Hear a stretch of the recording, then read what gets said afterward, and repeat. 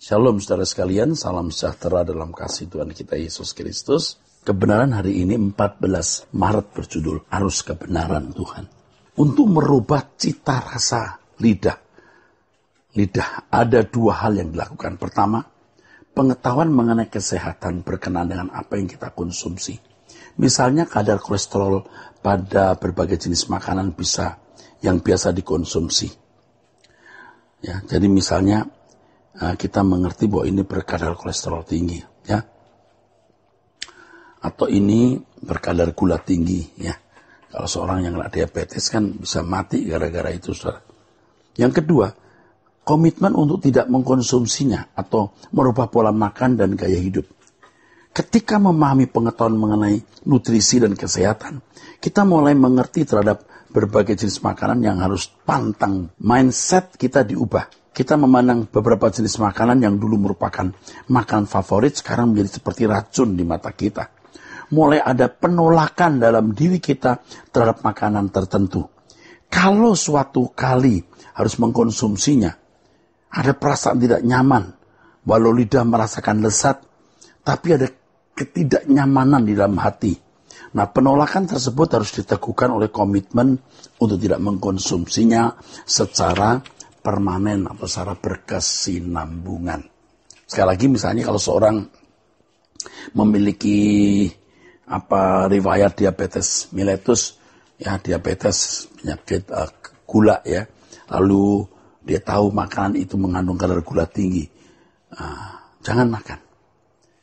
Dengan pengetahuan yang ada melihat makanan tersebut maksudnya yang dulu favorit sekarang seperti racun karena bisa membunuh. Ya, dengan komitmen maka kita tidak akan mengkonsumsinya. Dan lama-lama lidah kita juga menolak, saudara. Sama seperti rokok. Ya. Harus tahu ini rokok ini membunuh. Lalu punya komitmen. Ya. Jangan merokok. Nanti lama-lama dia tidak bisa merokok lagi. Ya. Udah robah itu selera merokoknya. Jadi batuk-batuk, pusing, pahit gitu kalau mencoba merokok. Komitmen atau tekad mengikuti Yesus dengan meninggalkan dunia harus diperbarui setiap hari. Sampai suatu hari, seseorang berhasil untuk tidak mengkonsumsi sama sekali makanan yang memang tidak boleh dimakan. Atau kalau dalam analoginya, sampai kita tidak mengingini dunia. Oh, ini luar biasa. Saya merasakan hal ini luar biasa, saudara. Merdeka. Ya walaupun belum sempurna, tapi ketika kita sudah mulai tidak mengingini dunia, ya puas dengan apa yang kita miliki, kita merasakan kemerdekaan dan kebahagiaan yang tidak bisa kita bagikan kepada orang lain, kecuali orang itu harus mengalami sendiri. Saudaraku sekalian yang kasih, langkah-langkah seperti ini telah berhasil dilakukan oleh banyak orang dari berbagai kalangan dan agama. Ini nggak soal makan minum. Ya, demi kesehatan mereka ingin memiliki dan demi panjang umur mereka berani berpantang untuk makan makanan tertentu. Hal ini menunjukkan bahwa memang tidak mudah untuk memiliki kesehatan dan panjang umur di bumi.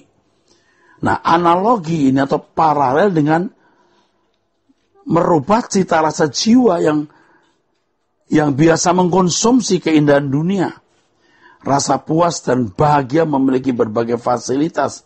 Kesukaan dipuji dan dihormati manusia lain, dan menikmati nafsu daging yang tidak sesuai dengan norma kesucian Tuhan. Ini tidak mudah disingkirkan dalam hidup kita, tidak mudah. Cita rasa jiwa terhadap dunia membuat seseorang tidak memiliki hati mengasihi Bapa. Nah, ini bahaya kan? Ini kan bahaya. Tidak mengasihi Bapa berarti tidak menghormati Dia. Siapapun orang Kristen seperti ini tidak akan diterima di kemah abadi dalam kerajaannya. Mengerikan. Nah, mereka membinasakan dirinya sebab berlaku kurang ajar terhadap Allah. Inilah orang-orang Kristen yang sebenarnya tidak percaya kepada Yesus. Sebab kalau seorang mengaku percaya kepada Yesus dan mengaku tinggal dalam Dia, ini berarti hidup dalam persekutuan dengan Tuhan Yesus. Mengenakan cara hidup Tuhan Yesus. Dan orang-orang seperti ini, pasti mengasihi Bapa. Hidup seperti Yesus hidup berarti taat kepada kehendak atau keinginan Bapa sebagai sikap hormat kepada Dia. Bagaimanapun akhirnya setiap individu harus menentukan apakah akan terus terhanyut oleh arus dunia dengan mengikuti jalannya dunia atau hanyut oleh arus kebenaran Tuhan dengan mengikuti jalan Tuhan. Dua arus ini masing-masing memiliki pusat pusaran. Semakin jauh dari pusat pusaran, arusnya lemah dan dua arus tersebut bersinggungan satu sama lain. Jadi kalau seseorang ada di pusat pusaran kebenaran, dia tidak akan tertarik oleh dunia. Tapi kalau orang ada di pusat pusaran dunia, dia tidak akan bisa tertarik kepada Tuhan. Kalau seorang semakin masuk pusat pusaran salah satu arus, maka semakin tidak dapat diseret keluar. Kalau seorang masuk pusat pusaran dunia, ia tidak akan kembali kepada arus pusaran Tuhan atau sebaliknya. Saudaraku sekalian, perlu diwaspadai bahwa arus dunia ini sangat kuat. Bagai banjir bandang yang menyeret semua yang ada di sekitarnya. Faktanya memang lebih banyak orang terseret oleh arus dunia yang membawanya menuju kebinasaan daripada terseret oleh arus Tuhan. Hendaknya kita tidak berpikir dangkal seakan-akan kalau sudah bergereja atau beragama berarti tidak terseret oleh arus dunia lain. Dalam kelicikan hati manusia, ada orang-orang yang merasa bahwa dirinya sudah di bawah arus Tuhan. Karena melakukan berbagai aktivitas gerejani. Hal mana tidak dilakukan oleh orang yang telah meninggalkan Tuhan. Yaitu mereka yang telah terbawa arus dunia. Nah ini saudaraku sekalian. Apalagi kalau membandingkan diri mereka dengan orang-orang yang melakukan berbagai pelanggaran moral, maka orang-orang Kristen tersebut sudah merasa ada di arus Tuhan. Padahal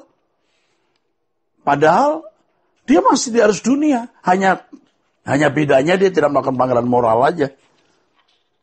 Jadi dalam kelicikan hati manusia ada orang-orang yang merasa bahwa dirinya sudah di bawah arus Tuhan.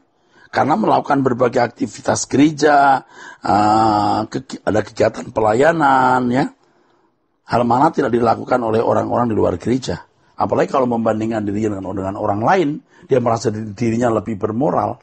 Ya, dia merasa sudah ada di pusat pusaran Tuhan. Aduh, saudara, padahal dia masih di pusaran dunia karena mencintai dunia. Saudaraku sekalian, sesungguhnya kegiatan gereja, jabatan aktivis gereja, jabatan majelis, bahkan pendeta, bukanlah jaminan kalau mereka tidak terbawa arus dunia. Apakah seseorang terbawa salah satu arus dapat dikenali dari cara berpikirnya. Kalau seseorang tidak memfokuskan diri pada kehidupan yang akan datang, berarti sudah terbawa arus dunia ini. Orang yang memfokuskan diri pada kehidupan yang akan datang, langit baru, bumi baru, itu orang yang tidak akan terbawa arus dunia. Oleh sebab itu satu prinsip penting yang saya mau bagikan kepada saudara adalah kalimat ini, aku mau pulang. Bangun pagi, katakan aku mau jadi orkestra yang indah di telinga Allahku. Yang kedua, aku mau pulang. Banyak orang berkeadaan seperti, maksud saya banyak orang berkeadaan salah. Mereka merasa bahwa mereka sedang ada di dalam pusat pusaran Tuhan, sedang dalam situasi menjadi anak Tuhan yang baik, dan kalau mati mereka yakin bisa masuk surga. Padahal mereka tidak berkeadaan berkenan di hadapan Allah. Mereka merasa sedang dalam perjalanan menuju garis finish yang benar, padahal mereka telah jalan ke arah finish yang salah. Orang-orang seperti ini biasanya membuat hidupnya bagaimana indah berbunga-bunga dengan landasan keindahan dunia dan fasilitasnya. Mereka orang-orang yang sebenarnya malang sekali, saudaraku. Tidak kenal siapa dirinya. Jangan sampai ini terjadi atas saudara. Masuklah pusat pusaran Tuhan. Minta pimpinan Roh Kudus, saudara akan bisa mengalaminya. Sola Gracia.